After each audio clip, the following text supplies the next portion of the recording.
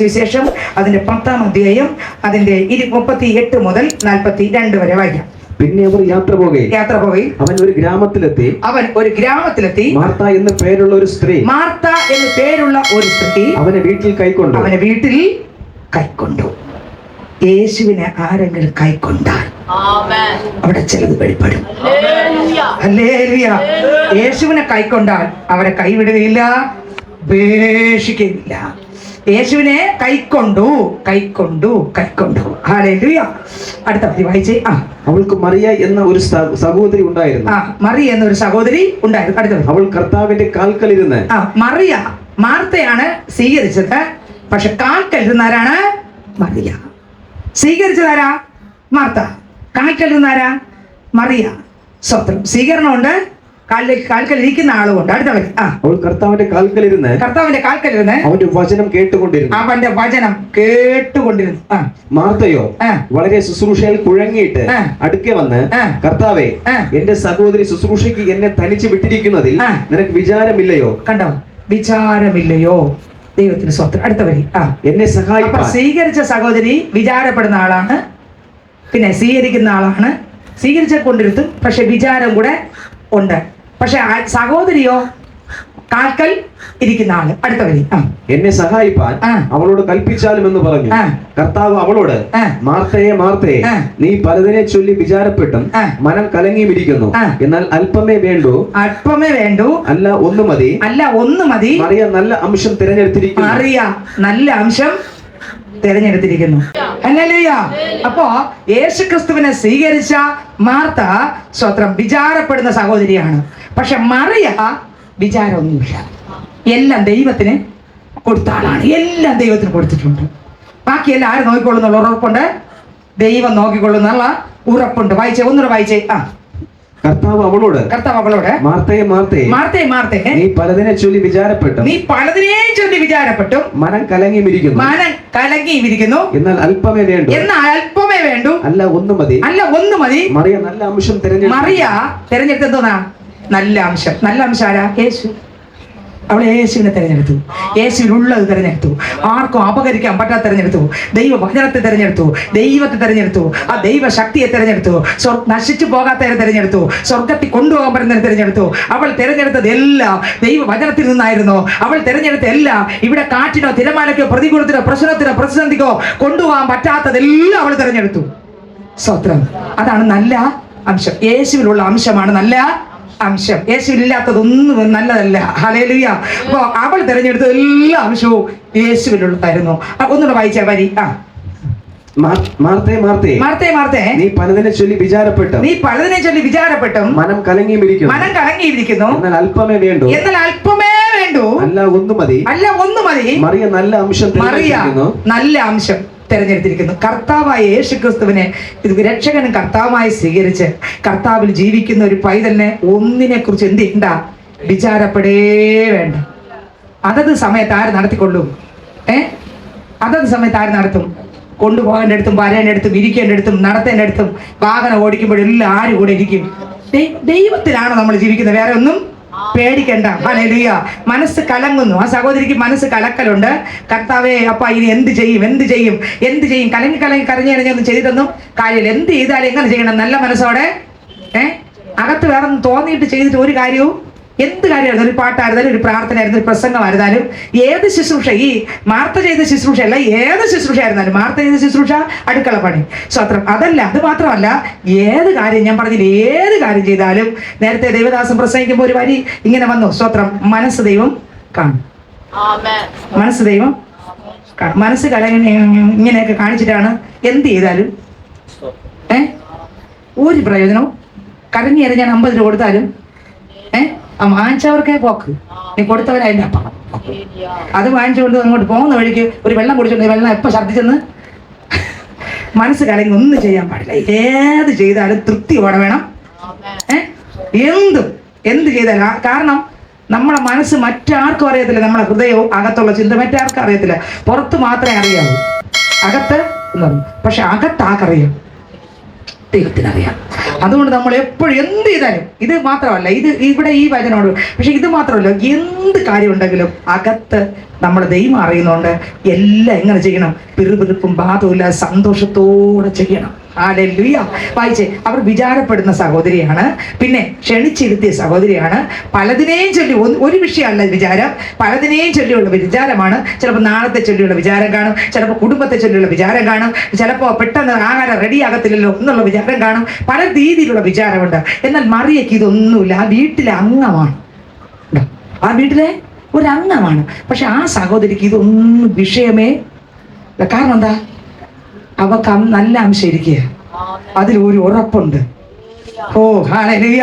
യേശുവിൽ ആശ്രയിക്കുന്ന പൈതലിനെ മത്തായി സുവിശേഷം 6:25 മുതൽ അങ്ങോട്ട് വായിക്കുമ്പോൾ, വായിച്ചേ, മത്തായി സുവിശേഷം 6:25 മുതൽ അങ്ങോട്ട് വായിക്കുമ്പോൾ, അതുകൊണ്ട് ഞാൻ നിങ്ങളോട് പറയുന്നത്, അതുകൊണ്ട് ഞാൻ നിങ്ങളോട് പറയുന്നത് എന്ത് തിന്നും എന്ത് കുടിക്കുമെന്ന് നിങ്ങളുടെ ജീവനായിക്കൊണ്ടും എന്ത് ഉടുക്കുമെന്ന് ശരീരത്തിനായിക്കൊണ്ട് വിചാരപ്പെടരുത്. കണ്ടോ? കർത്താവ് പറയണം, മക്കൾ നീ ഒന്നിനെ കുറിച്ച് കണ്ട വിചാരപ്പെടണ്ട. എന്തിനാ? നല്ല അംശത്തിൽ ഉള്ള കർത്താവായ യേശു ക്രിസ്തുവിന്റെ പാദത്തിൽ ഇരുന്നാ പോരെ. സ്വോത്രം. നീ കലങ്ങണ്ട. അടുത്ത വരി. ആഹാരത്തെക്കാൾ ജീവനും. നോക്കി, ആഹാരത്തെക്കാൾ എന്താണ് അതിന്റെ അർത്ഥം? ഞാൻ പറഞ്ഞിട്ടുണ്ട്, ഇവിടെ പറഞ്ഞൊന്നും എനിക്ക് അറിഞ്ഞൂടാ. ആഹാരത്തെക്കാൾ ജീവൻ എന്താ അതിന്റെ അർത്ഥം? ഒരു 125 വയസ്സായ ഒരു അപ്പച്ചൻ മരിച്ചൊന്നിരിക്കട്ടെ. എക്സാമ്പിളാണേ. 125 വയസ്സായ അപ്പച്ചൻ മരിച്ചൊന്നിരിക്കട്ടെ. മരിച്ചു മക്കളെല്ലാം അമേരിക്കയിലും ലണ്ടനിലും ദുബായിലും മസ്കറ്റിലും കുവൈറ്റിലും ഇങ്ങനെയൊക്കെയാണ്. 6-7 മക്കളുണ്ട്. എല്ലാ മക്കളും വരാൻ ദിവസം എടുത്തുകൊണ്ട് മോർച്ചറി കൊണ്ടുപോയി ആക്കി. അതിനുശേഷം കൊണ്ടുവരാൻ സമയമായപ്പോൾ വീട്ടിൽ കൊണ്ടുവന്നു. അപ്പോൾ അപ്പച്ചനെ കുളിപ്പിക്കും മുമ്പേ അമ്മച്ചി പറയുകയാണ്, മക്കളെ കുളിപ്പിക്കും മുമ്പേ അപ്പച്ചനെ ഓട്സ് കൊടുത്തിട്ട് കുളിപ്പിക്കാം. അപ്പച്ചൻ കുടിക്കും. അപ്പൊ ആഹാരത്തെക്കാൾ വലുതെന്തുന്ന? ഇപ്പൊ മനസ്സിലായോ? ആഹാരത്തെക്കാൾ വലുതെന്നോ? ജീവൻ. ഇനി ഈ ലോകത്തിലുള്ള ജീവനേക്കാൾ വലുത് നിത്യജീവൻ. ഹല്ലേലൂയ. വലിപ്പം പറയാൻ ഞാൻ പറഞ്ഞേ, നിത്യജീവൻ. ഹല്ലേലൂയ. അത് ആരിലേ ഉള്ളൂ? നിത്യജീവമൊഴികൾ അങ്ങിലുണ്ട് പരനെ, അങ്ങേ വിട്ടിട്ടാടി ഞങ്ങൾ എന്ന് പോയി വസിക്കും, അങ്ങേ വിട്ടിട്ടാടി ഞങ്ങൾ എന്ന് പോയി വസിക്കും. നീയല്ലോ ഞങ്ങൾക്കുള്ള ദിവ്യ സമ്പത്തേശുവേ, നീയല്ലാതില്ല ഭൂമിയിൽ ആഗ്രഹിപ്പാനാരുവേ, നീയല്ലാതില്ല ഭൂമിയിൽ ആഗ്രഹിപ്പാനാരുവേ, നീയല്ലോ ഞങ്ങൾക്കുള്ള ദിവ്യ സമ്പത്തേശുവേ. ഹല്ലേലൂയ. കർത്താവാണ് നമ്മുടെ നിത്യജീവൻ തരുന്നത്. ദിവ്യ സമ്പത്ത് യേശുവാണ്. ഹല്ലേലൂയ. നിത്യജീവന്റെ മൊഴിയുള്ളത് ആരിലാണ്? യേശുവിനാണ്. ഹല്ലേലൂയ. അപ്പൊ കർത്താവ് പറഞ്ഞ ആഹാരത്തെക്കാൾ ജീവനും, അടുത്ത വരി, ഉടുപ്പിനേക്കാൾ ശരീരവും വലുതല്ലേ. ഉടുപ്പിനേക്കാൾ എന്താ വലുത്? ഉടുപ്പില്ലാത്തതുകൊണ്ട് ശരീരം വലിച്ചെറിയോ ആരെങ്കിലും? ഒരാളിന് വസ്ത്രം ധരിക്കാനില്ല. നീ വസ്ത്രം ഇല്ലാത്തതുകൊണ്ട് നീ പൊയ്ക്കോന്നു വിടുവോ? അതിനേക്കാൾ വലുത് ഏതാ? ശരീരമല്ലേ. ഉടുപ്പിനേക്കാൾ, ഉടുപ്പില്ലെങ്കിൽ ആള് ജീവൻ കിടന്ന പറയത്തില്ലേ ചിലരൊക്കെ, കേട്ടിട്ടുണ്ടോ? ഈ വചനം മനസ്സിലാകാനാണ്. അപ്പൊ ഉടുപ്പിനേക്കാൾ എന്താ വലുത്? അടുത്ത വരി. ആകാശത്തിലെ പറവകളെ നോക്കുവിൻ. ആകാശത്തിലെ പറവകളെ നോക്കുവിൻ. അടുത്ത, അവ വിതയ്ക്കുന്നില്ല, അവ എന്ത് ചെയ്യുന്നില്ല? വിതയ്ക്കുന്നില്ല. അടുത്ത, കൊയ്യുന്നില്ല, അവർക്ക് കൊയ്ത്തുമില്ല. കളപ്പുരയിൽ കൂട്ടി വെക്കുന്നതുമില്ല, കളപ്പുരകളിൽ എന്ത് ചെയ്യുന്നില്ല?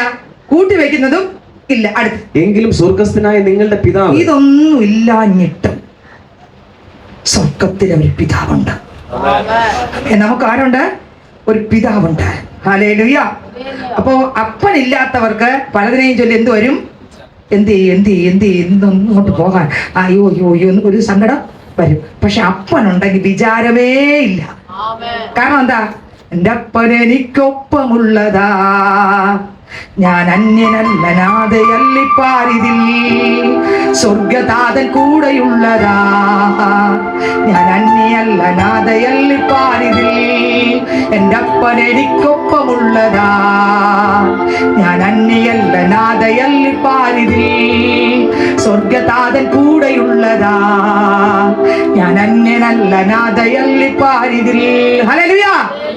അപ്പൻ ഒപ്പമുണ്ടെന്നുള്ള ഉറപ്പുള്ള പൈതലിനെ ഒന്നിനെ കുറിച്ച് എന്തില്ല? വിചാരമേ ഇല്ല. അതത് സമയത്ത് ദൈവം നടത്താനുള്ളതെല്ലാം അപ്പന്റെ മക്കളെ ഉറപ്പായിട്ട് ചെയ്യും അതത് സമയത്ത്. പക്ഷെ തുറക്കേണ്ട സമയത്ത് ദൈവം തുറക്കും. അതിന് മുമ്പൊന്നും ഇടിച്ചെന്ന് പറഞ്ഞ് തുറക്കും. അതിന് സമയമുണ്ട്. സമയമാകുമ്പോ തുറന്നാ ആർക്കും അടയ്ക്കാൻ, അടച്ചാൽ ആർക്കും തുറക്കാനും പറ്റൂല. അടയ്ക്കേണ്ട ദൈവം അടയ്ക്കും, തുറക്കേണ്ട ദൈവം സമയമാകുമ്പോ ആരടച്ചു വെച്ചാലും സമയമാകുമ്പോ എന്ത് ചെയ്യും? നമുക്കെതിരെ ഉള്ളത് എന്തെല്ലാം ഉണ്ടെങ്കിലും ആരടച്ചു വെച്ചാലും സമയമാകുമ്പോ ദൈവം എന്ത് ചെയ്യും? അങ്ങ് ഇട്ട് കൊടുക്കാം. അത് അടഞ്ഞല്ലേ? ആ ശരി, അടഞ്ഞിരിക്കട്ടെ.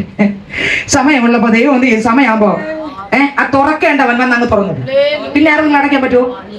ഹല്ലേലൂയ. ധൈര്യപ്പെടണം. എല്ലായിടത്തും ആരുണ്ട്? ദൈവമുണ്ട്. ഒരിടത്തും തള്ളിക്കളയാ സ്വത്ര. അവൻ മനുഷ്യനല്ല. ഒരിടത്തും എന്നെ കൊണ്ട് ശക്തിയില്ലെന്ന് പറയാൻ എന്റെ ദൈവം മനുഷ്യനല്ല. പിന്നെയോ സർവ ശക്തനത്രേ, താർന്നു പോകാത്ത ദൈവം അത്രേ, വാക്ക് പറഞ്ഞാൽ മാറാത്തവനത്രേ, മാത്രമല്ല മറക്കാത്ത ദൈവം. ദൈവം മറക്കത്തില്ല. നമ്മൾ എന്ത് ചെയ്യും? നേരത്തെ ഇവിടെ പറഞ്ഞു, ആലോചനയും ദൂതൊക്കെ പറയുമ്പോ അതോടെ കളഞ്ഞിട്ട് മറന്ന്. പക്ഷെ ദൈവം മറക്കത്തില്ല. ദൈവം പറഞ്ഞ എന്തില് മറക്കത്തില്ല. ഒരു തെളിവ് ഞാൻ പറയാം, അത് മറക്കത്തില്ലെന്ന് പറയാം. നമുക്കറിയാം, പുറപ്പാട് പുസ്തകത്തിനകത്ത് മോശ ചാടി ഇറങ്ങും. ഇവിടെ 40 വയസ്സ് തികയുമ്പോൾ, 40 വയസ്സ് എത്തുമ്പോൾ ആ മനുഷ്യൻ ഫറവോന്റെ കൊട്ടാരത്തിനകത്ത് നിന്ന് ചാടി ഇനി പുറത്തിറങ്ങി ഒരാളിനെ, ദൈവജനത്തെ രക്ഷിക്കാൻ വന്നതാ. ചാടി പുറത്തിറങ്ങി ഒരാളിനെ കൊല്ലൂല്ലേ? കൊന്നിട്ട് അവൻ ഓടി രക്ഷപ്പെടും. ആൾക്കാർ ഓടി രക്ഷപ്പെടും. ഇയാളെ ഒറ്റയ്ക്ക് തന്നെ ഈ ബോഡി എന്ത് ചെയ്യും? മറവ് ചെയ്യും. അത് കഴിഞ്ഞിട്ട് പിറ്റേന്ന് വന്ന് വലിയ പേര് കിട്ടുമെന്ന് പറഞ്ഞിട്ട് മോശ അവിടെ വന്നപ്പോൾ ജനങ്ങളെല്ലാം കൂടെ പറഞ്ഞു, നിന്നെ നിയമകർത്താവ് ന്യായാധിപതിനും ആക്കിയത് ആര്? ചോദിച്ച വാക്ക. ദൈവം ആ വാക്കിൽ നോട്ട് ചെയ്തു. സ്വർഗത്തിൽ എന്ത് ചെയ്തു? ഈ മനുഷ്യൻ പറഞ്ഞ വരിയെ എഴുതി വെച്ചു. മോശ എല്ലാം മറന്നു. മോശ എന്ത് ചെയ്തു? മറന്നു. വീണ്ടും ഒരു 40 വർഷം കഴിഞ്ഞപ്പോ ഈ മനുഷ്യൻ എഴുതിയില്ല വരി മോശയുടെ ജീവിതത്തിൽ നടന്നു. ദൈവം മനുഷ്യനല്ല, ദൈവം മോശയെ അധികാരിയാക്കി വെച്ചു. കണ്ടോ? മറ്റവര് കളിയാക്കിയാണ് മതി. നിന്നെ അധികാരിയും ന്യായകർത്താവും ആക്കിയതാരടാ? അതവിടെ മോശം ഓടിച്ചോട്. അവിടെ വെച്ചാണ് ഓടിയത്. അവിടെ നിന്നാണ് ഇത്രയുടെ വീട്ടിലേക്ക് അങ്ങ് പോയത്. അവിടെ വഴി വെച്ച് ആരെ കണ്ടു? ആ പെൺകുട്ടികളെയും കണ്ടു. അത് കഴിഞ്ഞ് അങ്ങോട്ട് വീട്ടിൽ പോയി ഇത്രയുടെ മകളെ വിവാഹവും കഴിച്ചു. അങ്ങനെ താമസിക്കായിരുന്നു. എന്നാൽ 80ാമത്തെ വയസ്സിൽ ആട് മേച്ചുകൊണ്ട് നിന്നവന്റെ അടുക്കൽ ആരിറങ്ങി? സ്വർഗത്തിലെ ദൈവം ഇറങ്ങി. ഈ ജനം പറഞ്ഞ വാക്ക് മനുഷ്യൻ ആരും അംഗീകരിച്ചില്ല, കേട്ടില്ല. മോശ പോലും ഞാൻ ചിന്തിക്കുന്നു മറന്നു. കാരണം അപ്പച്ചനാ, 80 വയസ്സായില്ലേ. പക്ഷേ ദൈവം എന്ത് ചെയ്തില്ല? നമ്മൾ മറന്നാലും ദൈവം വിശ്വസ്തനാ. ഹല്ലേലൂയ. നമ്മൾ മറന്നു പോകും, പക്ഷെ ദൈവം എന്ത് ചെയ്തില്ല? മറക്കത്തില്ല. ആ ദൈവമാണ് നമ്മൾ വിളിച്ച് ഉറപ്പിച്ചോണം. അപ്പൊ അടുത്ത ഒരു വായിച്ചേ. കാക്കകളെ നോക്കുകയും അവ വിതയ്ക്കുന്നില്ല, കൊയ്യുന്നില്ല, കളപ്പുരകൾ കൂട്ടിവെക്കുന്നില്ല, എങ്കിലും അവയെ ദൈവം എന്ത് ചെയ്യുന്നു? നമ്മുടെ കർത്താവ് സർവകൃപാലുവാണ്. ദൈവം നടത്തുന്നു. അടുത്ത വരി. അവയേക്കാൾ നിങ്ങൾ ഏറ്റവും വിശേഷതയുള്ളവരല്ലേ? അവയേക്കാൾ നമ്മൾ ഭയങ്കര വിശേഷതയുള്ളവരല്ലേ? അടുത്ത് വിചാരപ്പെടുന്നതിനാൽ എന്റെ നീളത്തോട് 1 മുഴം കൂട്ടുവാൻ നിങ്ങൾക്ക് ആർക്ക് കഴിയും? വിചാരപ്പെടുന്നതിനാൽ 1 മുഴം കൂട്ടുവാൻ ആർക്ക് കഴിയും? ഫിലിപ്പിയർ 4:6 വാക്യം വായിക്കുമ്പോൾ അതിനകത്ത് വേദപുസ്തകം പറയുന്നു. വായിച്ചേ. ഫിലിപ്പിയർ 4:6 വാക്യം. ഒന്നിനെ കുറിച്ചും വിചാരപ്പെടരുത്, എല്ലാറ്റിലും പ്രാർത്ഥനയാലും അപേക്ഷയാലും നിങ്ങളുടെ ആവശ്യങ്ങൾ സ്തോത്രത്തോടു കൂടെ ദൈവത്തോട് അറിയിക്കത്ര വേണ്ടത്. എന്നാൽ സകല ബുദ്ധിയും കവിയുന്ന ദൈവസമാധാനം നിങ്ങളുടെ ഹൃദയങ്ങളെയും നിലവുകളെയും ക്രിസ്തു യേശുവിങ്കൽ കാക്കും. ഒന്നിനെ കുറിച്ച് എന്ത് ചെയ്യല്ലേ? വിചാരപ്പെടരുത്. മാർത്ത പലതിനെയും കുറിച്ച് എന്ത് ചെയ്തു? വിചാരപ്പെട്ടു. നമ്മൾ ആരൊക്കെയാണ് വിചാരപ്പെടുന്ന സഹോദരങ്ങളെ? വ്യത്യസ്തമായ വിഷയത്തിൽ ഇതുവരെ ദൈവം നടത്തിയില്ലേ? ഇതുവരെ ദൈവം കരുതിയില്ലേ? നമ്മളെ കഴിവ് മിടുക്കമാണോ? അല്ല. ഹല്ലേലൂയ. നമ്മളെ മിടുക്കോ കഴിവാണോ? ഞങ്ങൾ ഇതുവരെ എത്തുവാൻ നീ മാത്രം യേശുവേ, ഞങ്ങൾ ഇതുവരെ എത്തുവാൻ നീ മാത്രം എൻ ദൈവമേ. കഴിവല്ല നിൻ കൃപ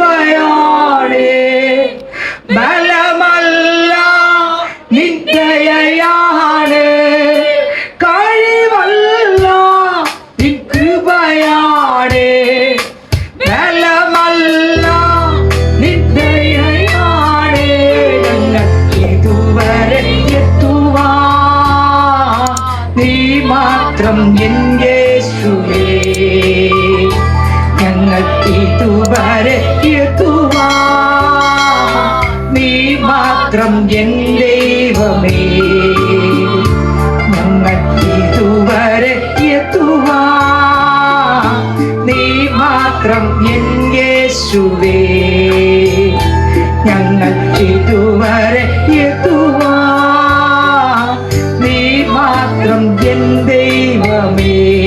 ഹല്ലേലൂയ. നമ്മുടെ കഴിവോ മിടുക്കോന്നല്ല ഇതുവരെ നടത്തിയത് ദൈവമാണ്. ആ ദൈവം ഇനി നമ്മളെ നടത്താൻ മതിയായവനാണ്. മാർത്ത പലതിനെയും ചൊല്ലി വിചാരപ്പെട്ടു, മനസ്സ് കലങ്ങി, എന്ത് ചെയ്യണമെന്ന് അറിയത്തില്ല. പക്ഷേ മറിയയോ മാർത്തയെ പോലല്ല. അവൾ എന്ത് ചെയ്തു? വായിച്ചേ, ഒന്നുകൂടെ വായിച്ചേ. ആ മാർത്തേ മാർത്തേ മാർത്തേ മാർത്തേ നീ പലതിനെ ചൊല്ലി വിചാരപ്പെട്ടു, പലതിനെയും ചൊല്ലി വിചാരപ്പെട്ടു, മനം കലങ്ങിയിരിക്കുന്നു. എന്നാൽ അല്പമേ വേണ്ടൂ, അല്ല ഒന്ന് മതി. യേശു പറഞ്ഞു അല്പമേ വേണ്ടൂ, അല്ല ഒന്ന് മതി. മറിയ നല്ല അംശം തിരഞ്ഞെടുത്തിരിക്കുന്നു. മറിയ തിരഞ്ഞെടുത്ത് എന്ത്? ഏതംശം? നല്ല അംശം. നല്ല അംശം തിരഞ്ഞെടുത്ത് അപ്പന്റെ കൂടെ നടക്കുന്ന പൈതന്റെ ഒരിക്കലും ദൈവം കൈവിടത്തില്ല, ഉപേക്ഷിക്കയില്ല. ഇവിടെ വിട്ടുപോയാലും സ്വർഗത്തിൽ ഉറപ്പാൻ കാണും. ഇനി അവിടെ പ്രതിഫലം വാങ്ങാവുന്ന സമയത്തും പ്രതിഫലം അവർക്ക് ഉണ്ട്, അവരുടെ അക്കൗണ്ടിൽ അവിടെ ഉണ്ട്. കാരണം എന്താ? ഇവിടെ വെച്ച് പ്രാപിച്ചതെല്ലാം നശിച്ചു പോകാത്തത്. ഇവിടെ വെച്ച് പ്രാപിച്ചതെല്ലാം നേരത്തെ പറഞ്ഞതുപോലെ അകത്തുള്ള വിചാരം നോക്കിയപ്പോൾ അവിടെ ഒരു തെറ്റും ഇല്ല. ചെയ്തതെല്ലാം അപ്പന്റെ നാമ മഹത്വ പറയും. എല്ലാം അങ്ങേ മഹത്വത്തിനാ, എല്ലാം അങ്ങേ പുകഴ്ചയ്ക്കുമായി തീർന്നീടണമേ പ്രിയനേ, തിരുനാമമുയർന്നിടട്ടെ. തീർന്നീടണമേ പ്രിയനേ, തിരുനാമമുയർന്നിടട്ടെ. എല്ലാം അങ്ങേ മഹത്വത്തിനാ, എല്ലാം അങ്ങേ പുകഴ്ചയ്ക്കുമായി തീർന്നീടണമേ പ്രിയനേ, തിരുനാമമുയർന്നിടട്ടെ. തീർന്നീടണമേ പ്രിയനേ, തിരുനാമമുയർന്നിടട്ടെ. കർത്താവിന്റെ കൂടെ നടക്കുന്ന പൈതലിനെ കർത്താവ് എപ്പോഴും കാണും.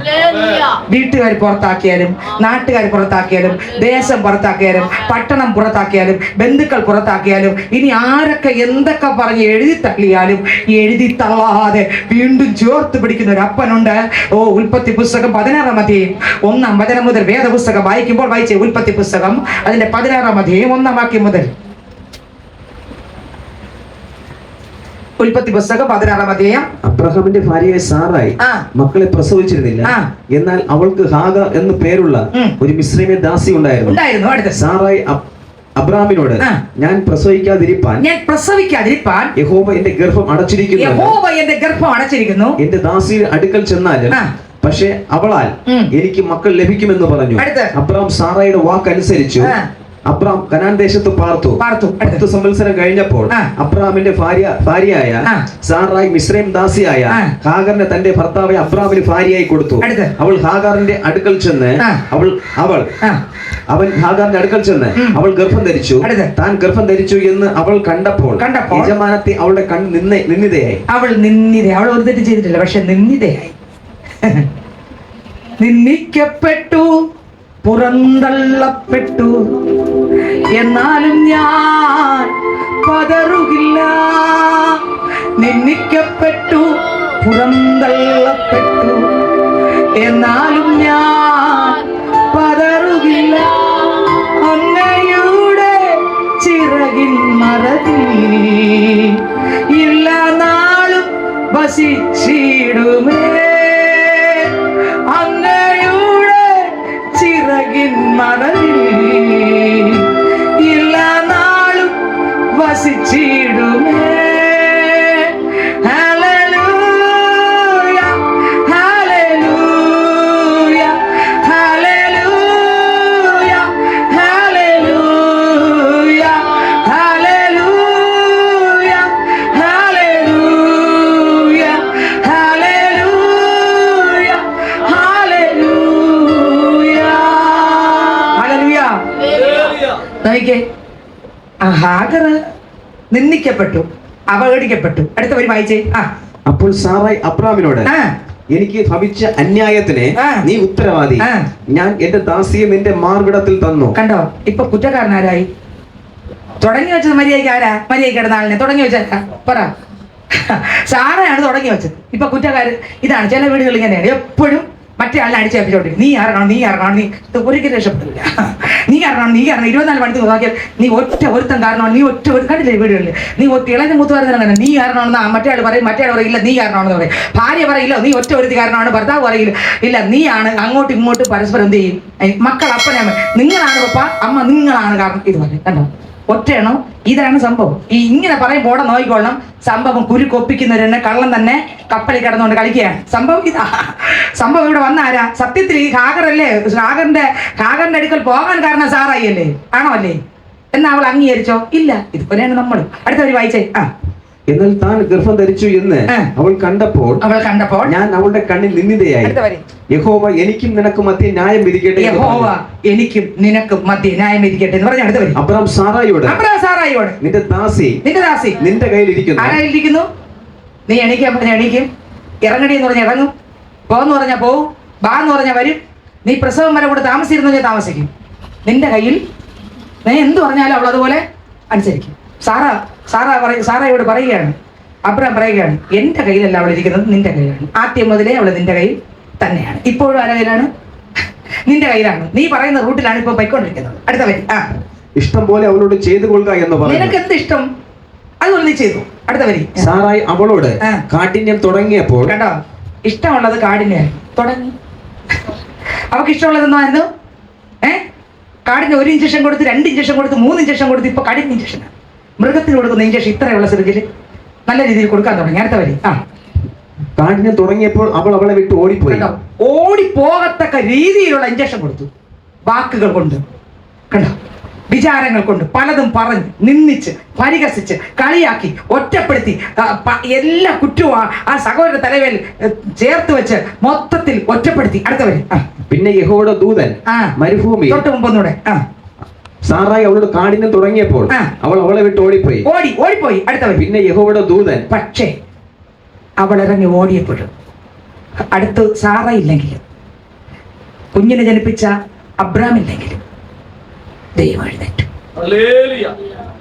ഞാൻ നിങ്ങൾ ദൈവത്തിൽ പറ്റി നടന്നാൽ എനിക്ക് വേണ്ടി നിങ്ങൾക്ക് വേണ്ടി ദൈവം എഴുന്നേൽക്കും. തന്റെ ദൂതനെ പറഞ്ഞയക്കും.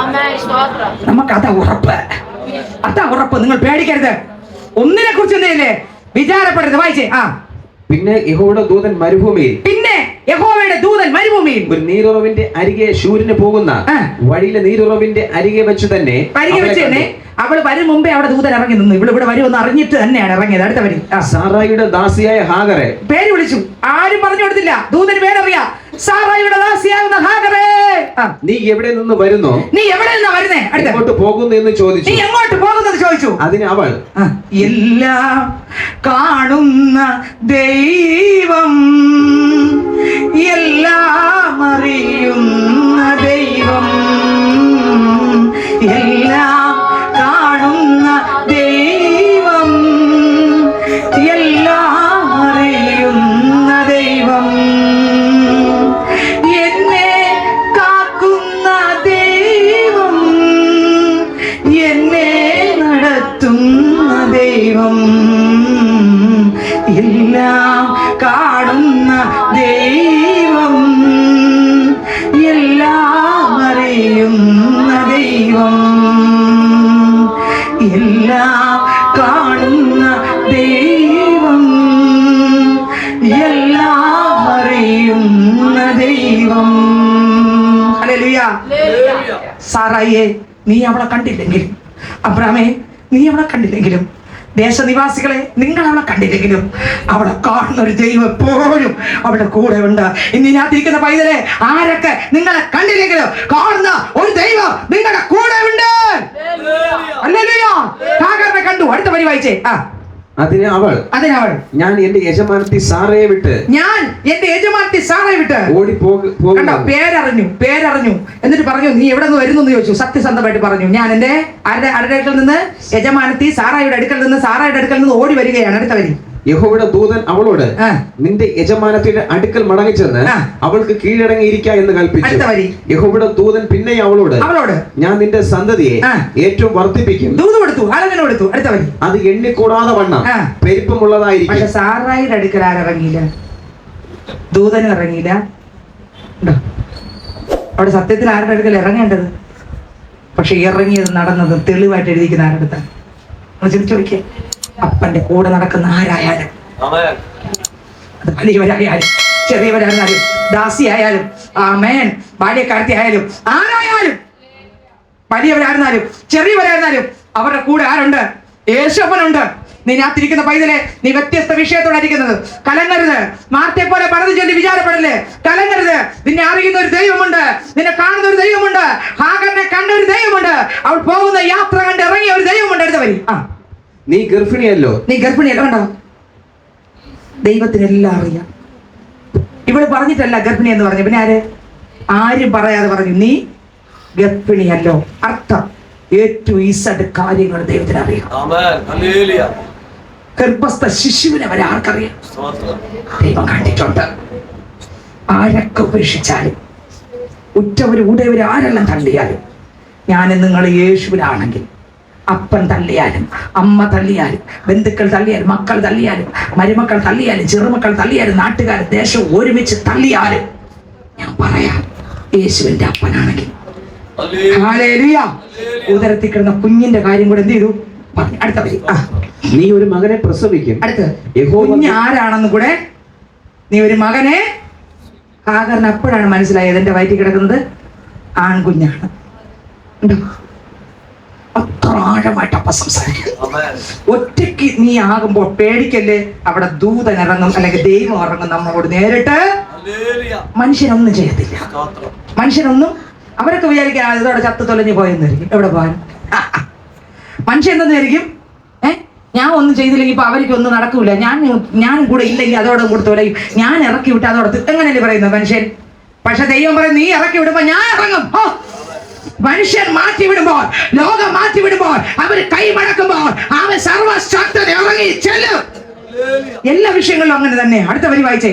യഹോവ നിന്റെ സങ്കടം കേൾക്കൊണ്ട്. യഹോവ നിന്റെ സങ്കടം കേൾക്കൊണ്ട് അവൻ ഇസ്മായേൽ എന്ന് പേർ വിളിക്കണം. അവൻ എന്ത് പേര് വിളിക്കണം? ഇസ്മായേൽ എന്ന് പേര് വിളിക്കണം. അടുത്ത അവൻ കാട്ടുകഴുതയെ പോലെയുള്ള മനുഷ്യനായിരിക്കും. അവന്റെ കൈ എല്ലാവർക്കും വിരോധമായി, എല്ലാവരുടെയും കൈ അവന് വിരോധമായി ഇരിക്കും. അവൻ തന്റെ സകല സഹോദരന്മാർക്കും എതിരെ പാർക്കുമെന്ന് അരുളി ചെയ്തു. എന്നാൽ അവൾ എന്നെ കാണുന്നവനെ, ഇത് വരാനാണ് ഇത്രയും വായിച്ചത്. എന്നെ കാണുന്നവൻ, നമ്മളെ ദൈവം കാണുന്നുണ്ട്. ഹല്ലേലൂയ. ഇറക്കി വിട്ടാലും കാണും. കഠിന ഉപദ്രവം ചെയ്താലും, നിന്ദിച്ചാലും, ഇറങ്ങി ഓടിയാലും, എങ്ങോട്ട് പോയാലും നമ്മളെ കണ്ട് നമ്മുടെ പേര് ചൊല്ലി വിളിക്കുന്ന ദൈവം കൂടെയുണ്ട്. നീ പങ്ങനെ ചൊല്ലി വിചാരപ്പെട്ടും മനസ്സ് കളങ്ങിയിരിക്കുന്നു. അല്പമേ വേണ്ടു, അല്ല ഒന്ന് മതി. മറിയ എന്ത് തിരഞ്ഞെടുത്തോ? നല്ല അംശം. നിങ്ങൾ ചോദിക്കും, സിസ്റ്റർ നിങ്ങൾ ഇതെല്ലാം പറഞ്ഞല്ലോ, ദൈവം നടത്തുന്നൊക്കെ പറഞ്ഞല്ലോ, സ്വത്രം ഇത് വല്ല സത്യമാണോ? ഇത് ബൈബിളിലല്ലേ എഴുതിയിരിക്കുന്നത്, ഇത് സത്യമാണോ? ഞാൻ പറയട്ടെ, സ്വത്രം കുറച്ച് വർഷങ്ങൾക്ക് മുമ്പ്, ഇപ്പോഴൊന്നും അല്ല, കുറച്ച് വർഷങ്ങൾക്ക് മുമ്പ് ഒരു ദൈവ മനുഷ്യൻ ശുശ്രൂഷയ്ക്ക് വേണ്ടി അവിടെ പാലം കടന്ന് വേണം പോകാൻ. പാലം കടന്ന് വേണം അക്കരക്കരയിൽ പോകാൻ. പ്രസംഗിക്കാനാണ് പോകുന്നത്, ശുശ്രൂഷയ്ക്കാണ് പോകുന്നത്. കർത്താവിന്റെ നാമമഹത്വത്തിനായിട്ടാണ് ദൈവദാസൻ പോകുന്നത്. ദൈവത്തിന് സ്വത്രം. പേര് മറന്നുപോയി, മത്തായി. തൊട്ട് മുമ്പ് എന്തോ ഒരു വാക്കൂടെ ഉണ്ട് അപ്പാസ്റ്റിന്.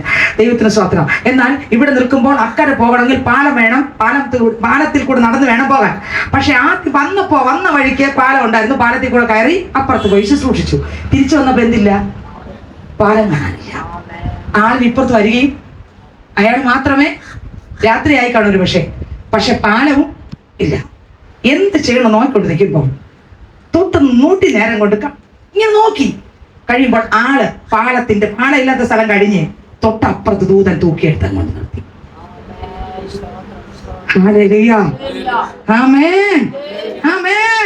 ആ ദൈവദാസൻ തന്റെ വീട്ടിലേക്ക് ഞാൻ പറഞ്ഞു, മനസ്സിലായോ? ആരും സഹായമിൽ എല്ലാവരും പാരിൽ കണ്ടും കാണാതെയും പോകുന്നവർ. ആരും സഹായമിൽ എല്ലാവരും പാരിൽ കണ്ടും കാണാതെയും പോകുന്നവർ. എന്നാൽ എനിക്കൊരു സഹായകൻ വാനിലുണ്ടാകുന്നതിലുല്ലാസമേ. എന്നാൽ എനിക്കൊരു സഹായകൻ വാനിലുണ്ടാകുന്നതിലുല്ലാസമേ. എന്റെ ദൈവം സ്വർഗസിംഹാസനം തന്നിലെന്നെ എന്റെ ദൈവം സിംഹാസനം തന്നിലെന്നെ അപ്പനും അമ്മയും വീടും ധനങ്ങളും വസ്തു സുഖങ്ങളും കർത്താവത്രേ. അപ്പനും അമ്മയും വീടും ധനങ്ങളും വസ്തു സുഖങ്ങളും കർത്താവത്രേ. പൈതൽ പ്രായം മുതൽ ഇന്നേ വരെ എന്നെ കൂട്ടി പൈതൽ പ്രായം മുതൽ ഇന്നേ വരെ എന്നെ എന്റെ ദൈവം സ്വർഗസിംഹാസനം തന്നിൽ എന്റെ ദൈവം സ്വർഗസിംഹാസനം തന്നിൽ